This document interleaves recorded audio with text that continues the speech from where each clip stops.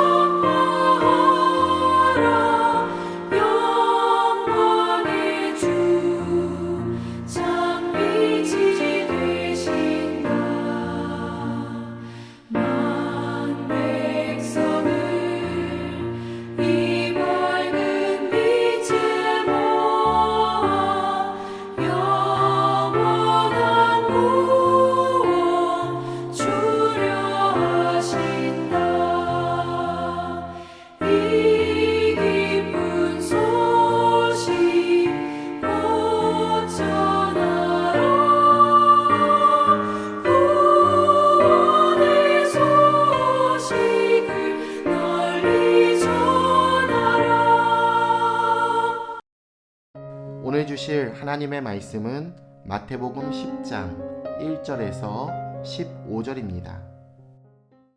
마태복음 10장. 예수께서 그의 12 제자를 부르사 더러운 귀신을 쫓아내며 모든 병과 모든 약한 것을 고치는 권능을 주시니라. 12 사도의 이름은 이러하니 베드로라 하는 시몬을 비롯하여 그의 형제 안드레와 세베대의 아들 야고보와 그의 형제 요한, 빌립과 바돌로메, 도마와 세리마테, 알페오의 아들 야고보와 다데오, 가나안인 시몬 및 가룟 유다 곧 예수를 판 자라. 예수께서 이 12를 내보내시며 명하여 이르시되 이방인의 길로도 가지 말고 사마리아인의 고을에도 들어가지 말고 오히려 이스라엘 집에 잃어버린 양에게로 가라.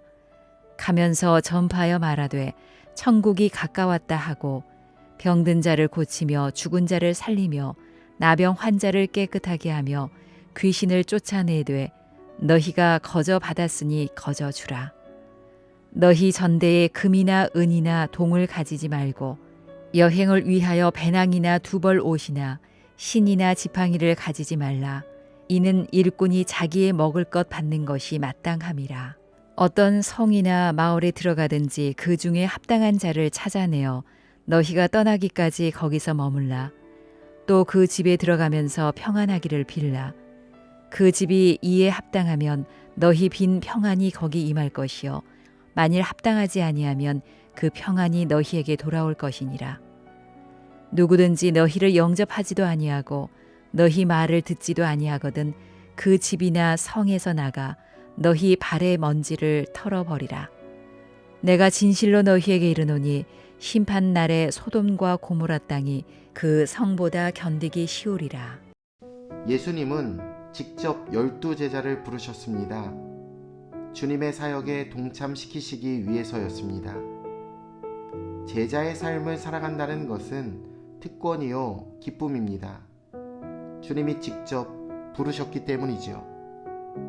오늘은 이 부르심의 의미에 대해 함께 묵상해 보고자 합니다.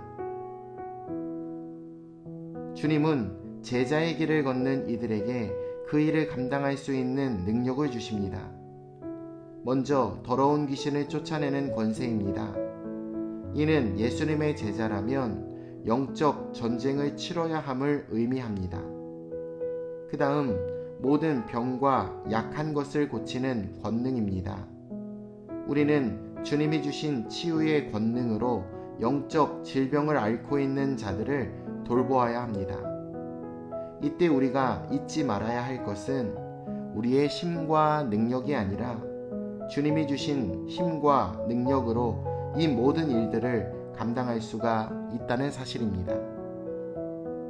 오늘 본문 2절에서 4절 말씀에 12 제자의 이름이 등장합니다. 하나 되기 힘들 것 같은 부류의 사람들, 기질이 저마다 다른 사람들이 한 공동체가 되었습니다. 우리 교회 안에도 다양한 성도님들이 계십니다. 중요한 것은 주님이 다양한 사람들을 한 공동체 안으로 부르셨다라는 것입니다. 우리는 서로 다름으로 빚어지는 갈등이 있더라도 우리를 하나로 부르신 주님께 집중하여 더욱 연합하고 맡겨진 사역을 감당해 나아가야 합니다. 가룟 유다에 대해서만 따로 설명하고 계십니다. 그는 제자가 되는 특권을 누렸고 공동체에서 중요한 일도 맡았습니다.